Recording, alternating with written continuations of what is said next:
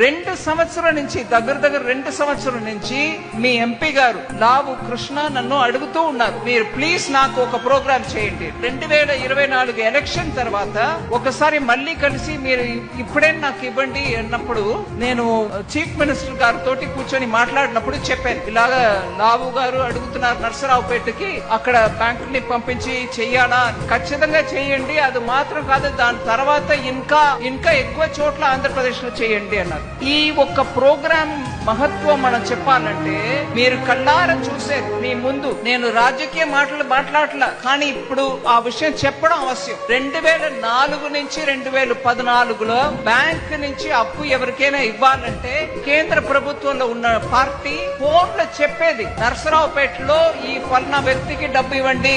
ఆ ఫల్నా వ్యక్తి జెన్యున్ గా డబ్బు బిజినెస్ చేసే మనిషి కాదు, కానీ ఆ పార్టీ మనిషి కాబట్టి ఆయనకి ఇవ్వండి అని చెప్పి ఫోన్ బ్యాంకింగ్ లో ఒక సిస్టమ్ మొదలు పెట్టారు.